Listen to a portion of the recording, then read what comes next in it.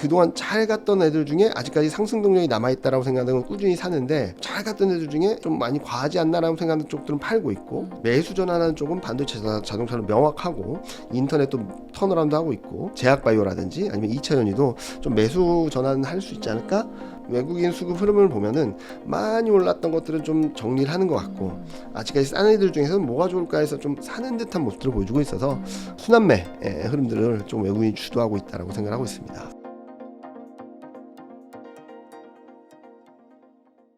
네, 최근 외국인 자금 유입이 급증하고 있다고 하는데요. 이 흐름이 일시적인 건가요? 구조적인 변화일까요? 저희는 구조적인 변화가 시작됐다라고 생각을 하고 있어요. 일단은 최근 단기간에 좀 많이 들어오긴 했는데, 외국인 순매수 전환 시점을 보면은 첫 번째가 외국인 보유 비중, 코스피 보유 비중이 30% 초반이었을 때요. 그거는 2010년 이후 가장 낮은 수준에 해당되거든요. 그러니까 팔 만큼 팔았고 줄일 만큼 줄인 상황에서 원달러 환율이 꺾이면서 이렇게 들어오기 시작한 거거든요.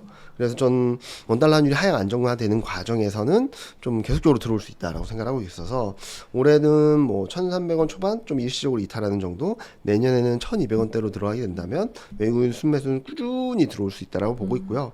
또 하나는 지난 2년과는 전혀 다른 글로벌 유동성 흐름입니다. 지난 2년 동안은 23년, 24년은 어떤 흐름이었냐면, 자, 글로벌에서 돈이 빠져서 미국으로 가요. 신흥에서 돈이 빠져서 미국으로 가요. 한국에서 돈이 빠져서 미국으로 가요. 전 세계에서 돈을 빼서 미국으로만 갔거든요. 근데 올해 들어서 미국, 특히 S&P 500에서 S&P 500 ETF에서 180억 달러인가 빠져나왔어요. 돈이 빠지기 시작하고 있어요. 그게 선진국, 신흥국, 한국으로도 이동을 하고 있거든요. 한국으로는 최근 3주 연속 자금이 들어오면서 좀 변화가 있다라고 말씀드릴 수 있겠고, 이거는 또 하나는 글로벌 경기가 좀 불안한 가운데 미국 이외 지역들에서 경기 부양 정책을 세게 하고 있거든요. 경제 전망도 좀 좋고 미국 경기가 둔화되고, 그래서 달러 약세에 따른 흐름이라서 저희는 외국인 수급이 뭐 중간중간 등락은 있겠지만 이제는 방향성 자체는 순매수 우위로 바뀌었다라고 생각하고 있습니다. 그럼 현재 외국인이 집중적으로 매수하고 있는 섹터가 뭘까요? 일단은 최근까지 좋았던 뭐 조선, 방산, 기계, 그리고 내수주, 일부 내수주 이런 것들을 세게 사고는 있어요. 근데 최근 들어서 이렇게 좀 변하는 것들을 보면 반도체 자동차를 좀 적극적으로 사고 있고요. 또 재밌는 거는 굉장히 많이 오른 증권은 팔고 있어요. 증권을 팔고 있고, 아직까지 좀 센 매수가 들어오지 않는 것은 뭐 인터넷 2차전지, 인터넷 같은 경우는 최근 급등하는 과정에서 많이 사긴 했겠지만, 그래서 기존 주도주 플러스 반도체 자동차 매수 전환, 이 정도로 요약을 할 수 있을 것 같고, 매도 쪽에서는 그동안 많이 올랐다라고 하는 것들을 하나둘 좀 매도하려는 것 같아요. 소매유통 같은 경우도 좀 매수 규모가 많이 줄었고, 호텔 레저도 많이 줄었고, 그래서 그동안 잘 갔던 애들 중에 아직까지 상승 동력이 남아있다라고 생각하는 건 꾸준히 사는데, 잘 갔던 애들 중에 약간 좀 많이 과하지 않나라고 생각하는 쪽들은 팔고 있고, 매수 전환하는 쪽은 반도체 자동차는 명확하고 인터넷도 턴어라운드 하고 있고, 조만간 뭐 인터넷 제약바이오라든지 아니면 2차전지도 좀 매수 전환할 수 있지 않을까? 그러니까 지금 외국인 수급 흐름을 보면은 많이 올랐던 것들은 좀 정리를 하는 것 같고, 아직까지 싼 애들 중에서는 뭐가 좋을까 해서 좀 사는 듯한 모습들을 보여주고 있어서 순환매 흐름들을 좀 외국인이 주도하고 있다라고 생각하고 있습니다. 개인 투자자분들이 외국인 수급을 따라가시는 경우가 있어요. 네. 이건 어떻게 생각하세요? 뭐 의미 있는 전략이 될 수도 네. 있겠지만, 외국인이 오늘 샀다 내일 팔 수도 있고, 네. 그런 경향이 있어서 뭐 무조건적으로 외국인 수급을 바라보시기보다는 네. 나름대로 매매 종목을 선별하는 기준을 정하셔서, 난 이게 좋아, 이 종목은 이런 이유로 좋아. 근데 아직까지 외국인이 안 사네. 그러다 외국인이 순매수 전환하면서부터 주가가 반등하기 시작한다면 그거는 의미 있는 시그널로 받아들일 수 있겠지만, 아무것도 모르는데 외국인이 사는 거 따라가자라고 하면은 수익은 거두실 수 있겠지만 확률은 굉장히 떨어질 수 있거든요.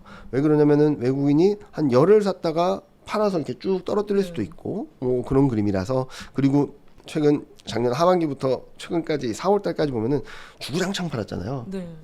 그럴 때는 좀 쉽지 않겠죠. 예.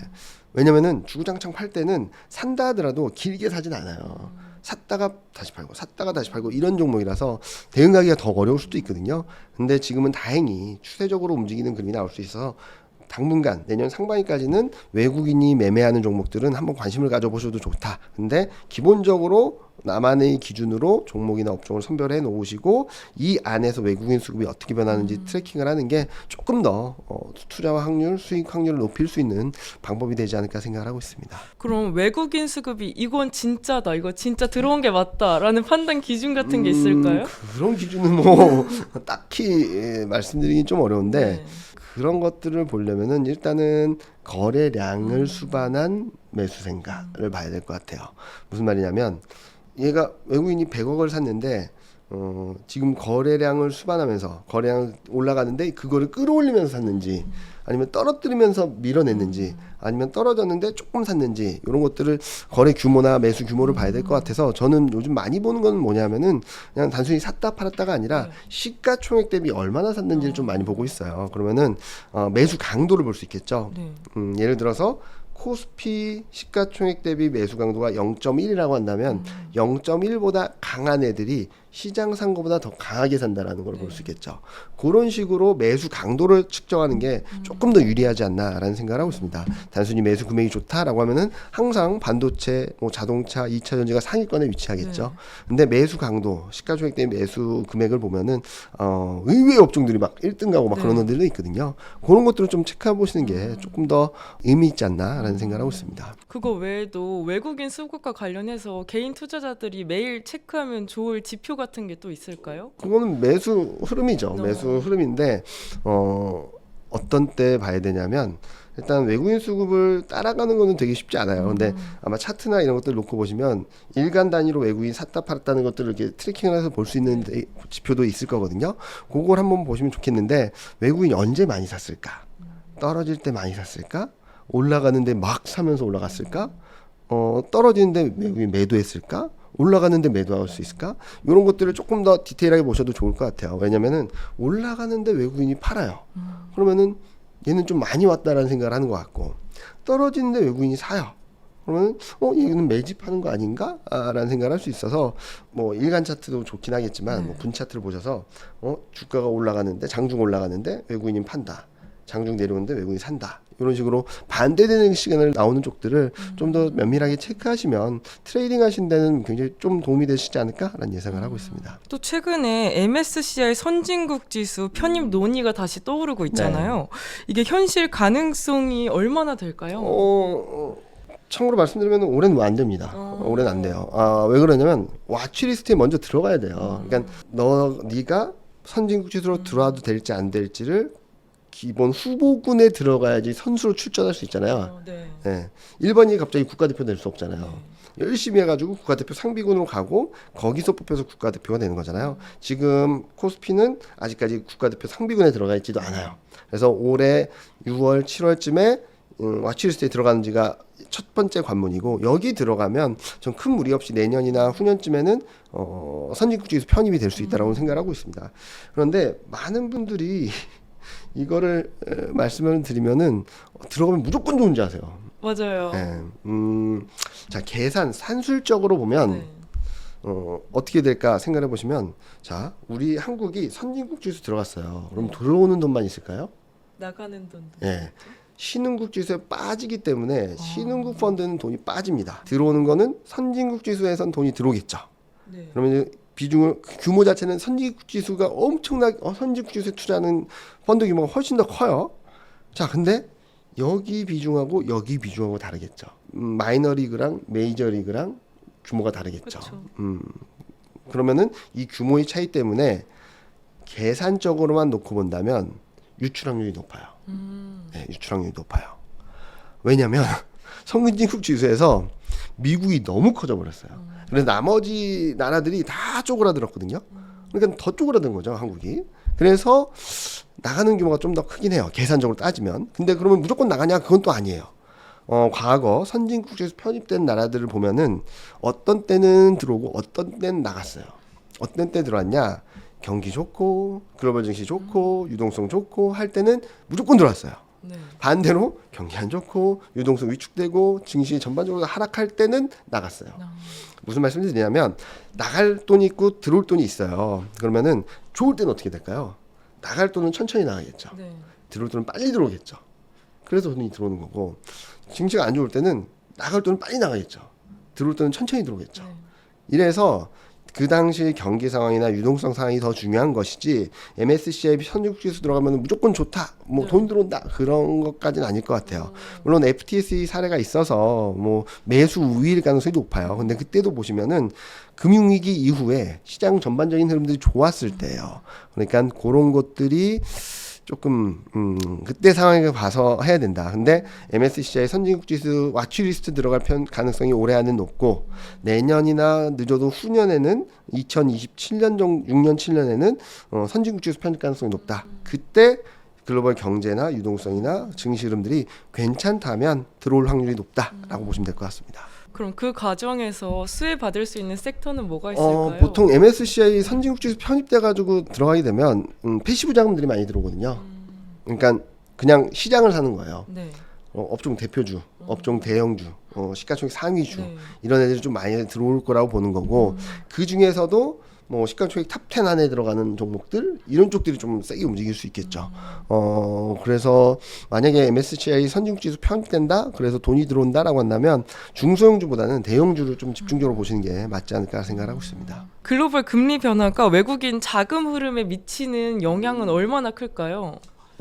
금리 변화라고 한다면 뭐 금리 인하 기간에서는 유동성이 풀리니까 좋은 그림일 텐데 아마 질문해 주신 거는 뭐 한미 금리 격차라든지 이런 것들 얘기를 하시는 것 같아요. 근데 그건 큰 영향 없다라고 생각하고 있습니다. 업황이나 실적이 좋으면 들어오는 거고 나쁘면 안 나가는 거거든요. 환율 변수가 주는 것도 굉장히 중요하긴 한데 저는 뭐 장단기 금리 차, 한미 금리 차 이것 때문에 환율이 변하고 외국인 수급이 변하고 그러진 않는 거라고 생각하고 있습니다. 그래서 그 금리 차를 걱정하시기보다는 그냥 일단 환율을 보시는 게 중요할 것 같아요. 장단기 금리 차가 넓어지고 좁혀지고 하는 과정에서 원달러 환율이 그쪽 방향으로만 가게 된다면 뭐 너무 쉽죠. 그러진 않아요. 그러진 않습니다. 달러 인덱스가 떨어질 때 왜 원달러 환율만 1,450원에서 1,500원이 묶여 있었을까요? 국내 정치적 리스크 플러스 관세 우려가 있었기 때문이죠. 미국과의 금리 차는 전혀 영향을 주지 않았어요. 그리고 왜 지금 막 떨어지고 있을까요? 장단기 미국과 금리 차가 더 벌어졌나요? 더 좁혀졌나요? 그러진 않거든요. 별 차이가 없어요. 그런 그림이라서 너무나 그거에 너무 몰입되지 말자라는 말씀을 드리고 있고 지금 정치 상황, 경제 상황 이런 것들에 따라서 환율이 움직이고 환율이 움직이는 것에 따라서 외국인 수급이 변할 수는 있다 정도로 봐야지 이 금리 차 때문에 외국인이 변한다? 그거는 너무 점프한 것 같아요. 예, 그러진 않을 거다라고 생각하고 있습니다. 제가 듣기로는 신흥국으로 자금이 이동하는 흐름을 네. 보인다고 했어요. 그럼 한국 증시는 지금 어떤 위상에 있을까요? 어떤 위상이 있냐? 지금 네. 중국이나 신흥국 ETF로 들어가는 것보다 한국으로 더 많이 들어오곤 있어요. 최근 3주 동안 굉장히 세게 들어오고 있습니다. 왜 그러냐? 일단은 극심한 저평가다라는 거. 두 번째로는 그동안에 뭐가 있었죠? 정치적 리스크가 있었죠. 근데 정치적 리스크가 해소되자마자 뭐가 들어왔냐? 신정부에 대한 기대가 들어왔어요. 근데 이 신정부 기대가 한국 증시 저평가를 해소하겠다라는 걸로 굉장히 드라이브를 밀고 있고 그리고 정책들에 있어서도 산업 정책을 좀 더 구체하게 만들고 있어서 한국에 대한 매력도가 갑자기 늘어나는 그런 그림이 나오고 있다라고 볼 수 있겠습니다. 그래서 이런 기조가 뭐 쉽게 꺾이진 않겠죠. 대통령마다 연도별로 보면 연차별로 보면 1년차, 2년차 때가 제일 세요. 정책이 굉장히 세게 들어갈 때 1년차 때 코스피 평균이 17%였어요. 그리고 상승 확률은 78%인가 되고 2년차 때도 17%였어요. 평균 수익률이 상승률이 한 67% 정도 돼요. 그래서 정책 드라이브가 센 구간에서는 뭐 강하게 움직이는 그림들이 나왔어가지고 이런 그림들이 글로벌 유동성 흐름과 맞물려서 코스피 매수로 외국인 매수로 이어지는 그림이다라고 생각하고 있습니다. 현재 그럼 이런 시장에서 주식 시장에서 가장 큰 리스크가 있다면 뭐가 있을까요? 리스크는 이것도 많이 말씀드렸는데 네. 알고 있다면 그건 리스크가 아니겠죠. 알지 그쵸. 못하는 거, 네. 우리가 알지 못하는 거, 예상하지 못하는 게 아마 큰 리스크라고 생각하고 있어요. 근데 저희는 뭐 일단은 우리가 아직은 전혀 아니야라고 하지만 갑작스럽게 쇼크를 줄 수 있는 것은 네. 미국 경기 침체겠죠. 아, 두 번째로는 그렇게 돈을 쏟아붓고 재정 정책을 막 드라이브 걸었는데 중국 경기가 더 나빠진다.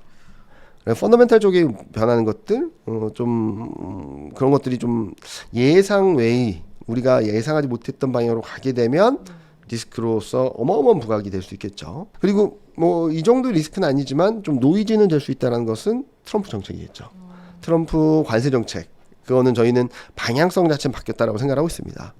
아무리 생각해도 4월 2일 관세보다는 더 높아지진 않겠죠. 그래서 피크는 찍었다, 이제 내려오는 그림인데 노이즈는 될 수 있다.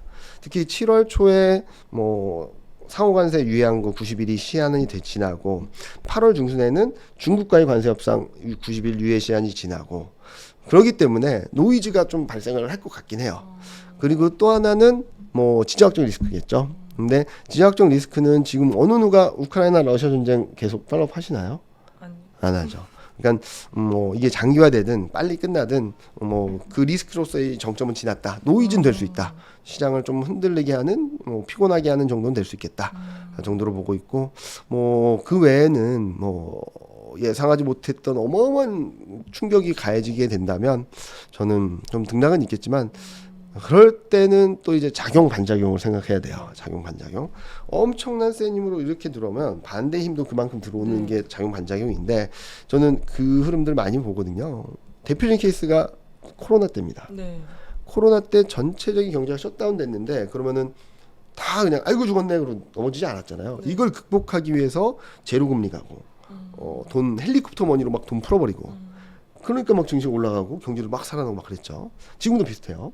트럼프가 관세로 세게 때리니까 여기서 살아남기 위해서 재정 쓰고 금리 인하하고 산업별 정책들을 계속적으로 강조하고 여기에 지원금 주고 하고 있죠. 그래서 작용 반작용을 생각을 하셔서 만약에 이 리스크가 터졌다 그러면은 이거를 극복할 만큼의 정책이 더 들어올 수도 있지 않을까라는 것들을 고민해야 될 시점이고요, 지금은. 그래서 제가 큰 뭐 경기 방향성이 꺾이거나 침체로 가거나 그런 것들이 아니면 노이즈라고 말씀드린 것도, 이런 노이즈가 있으면은 강한 정책이 들어와서 끌어올릴 거고, 노이즈가 있으면 정책이 들어와서 끌어올릴 거라서 이런 그림들이 아마 내년 상반기까지는 지속될 거니까 너무 걱정하지 말자.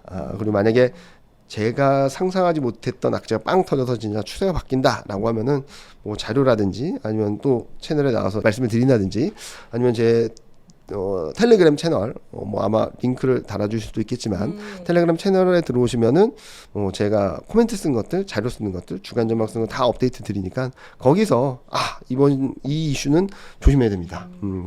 근데 당분간은 조심해야 됩니다. 그런 얘기보다는 이 이슈가 빵 터졌어요, 사세요 라고 할 수 있을 것 같아서 너무 걱정하지는 않고 있습니다. 오늘 이경민 부장님이랑 네. 주식시장의 큰 흐름과 투자 전략까지 이야기 나눠봤는데, 구독자분들도 투자 전략 세우는데 정말 많은 도움이 되셨을 것 같아요. 그럼 감사하겠죠. 네, 저희 감사드립니다. 성공의 진심인 구독자분들께 한 말씀만 해주세요.